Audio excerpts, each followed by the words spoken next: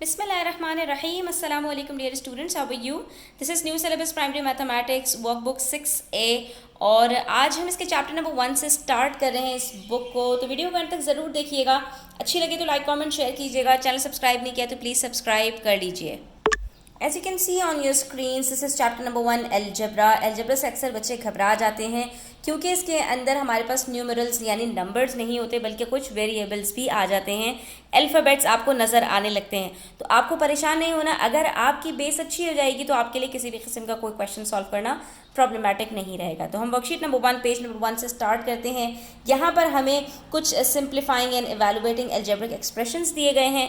तो सबसे पहले ये समझ लेते हैं कि अलजेब्रिक एक्सप्रेशन किसको कहते हैं और फिर उसकी एडिशन और सब्ट्रैक्शन किस तरह से की जाती है। तो बच्चों, जब भी आपको वेरिएबल्स नज़र आएँ यानी अल्फ़ाबेट्स नज़र आएँ जिनके दरमियान में addition, subtraction, plus minus, multiply, divide कुछ भी हो रहा हो, कोई सा भी ऑपरेशन हो रहा हो, तो उसको हम कहते हैं अलजेब्रिक एक्सप्रेशन।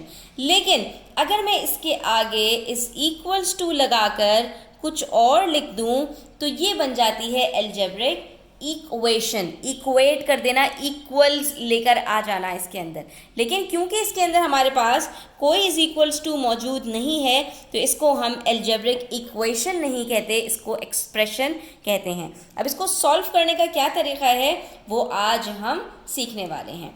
तो बच्चों याद रखो, जब भी हमारे पास सेम वेरिएबल्स होते हैं तो उससे पहले हमारे पास एक नंबर होता है, हमें सिर्फ उस नंबर को ऐड या सब्ट्रैक्ट करना होता है। ठीक है, मैं रिपीट करती हूँ, जब भी हमारे पास कोई अल्फ़ाबेट दिया हुआ हो और उसके बीच में प्लस या माइनस का साइन हो तो हमने उस अल्फ़ाबेट को कुछ नहीं करना होता। हमने जब ये चीज़ यकीन कर ली कि दोनों अल्फ़ाबेट सेम है, मैंने रिपीट किया, दोनों सेम है, डिफरेंट नहीं है, अलग अलग नहीं है, तो सिर्फ उनसे पहले वाला जो नंबर है वो उठाकर हम ऐड कर देते हैं। अब पता कैसे चलेगा कि इससे पहले नंबर क्या है?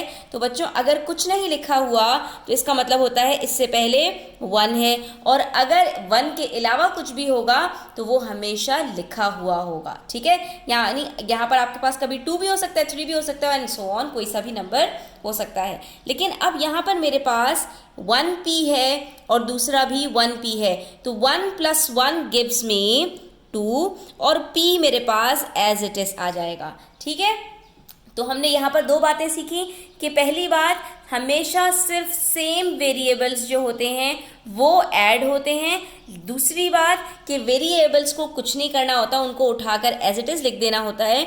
उनसे पहले वाले जो नंबर जिसको हम कोफिशिएंट कहते हैं सिर्फ वो ऐड होते हैं। तो इस तरह के मज़ीद हम एक्सप्रेशंस को सॉल्व कर लेते हैं।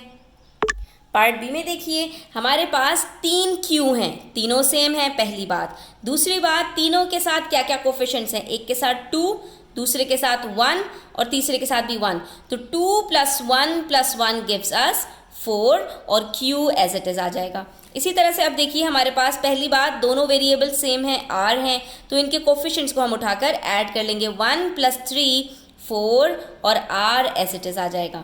इसी तरह से अब तीनों वेरिएबल्स मेरे पास s हैं, तो यहाँ पर मैंने s लिख दिया और तीनों के कोफिशिएंट्स क्या हैं, 4 + 1 5, 5 + 8 13, तो मेरा आंसर आ जाएगा 13s। तो देखा आपने कितने आसानी के साथ हमने इसको सॉल्व कर लिया है।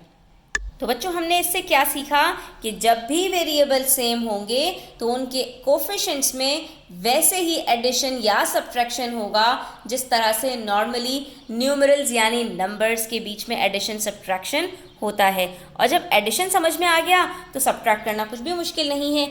दोनों p हैं, 3 - 1 क्या होगा बच्चों, 2p। दोनों q हैं, 6 - 4 क्या होगा बच्चों, 2q।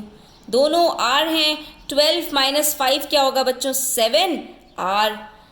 अब यहाँ पर तीनों s हैं तो इसी तरह से सब्ट्रैक्ट करेंगे। पहले 9 में से सब्ट्रैक्ट करें 1, बचता है 8, 8 में से मज़ीद 8 सब्ट्रैक्ट करें, क्या बचता है, 0। और जब हमारे पास कोई भी वेरिएबल 0 के साथ आता है तो इसका मतलब है कि वहाँ पर कुछ भी नहीं बचता।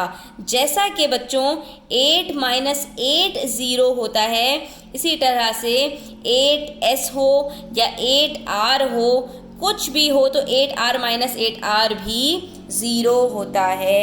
आई होप बच्चों ये आपको क्लियर हो गया होगा।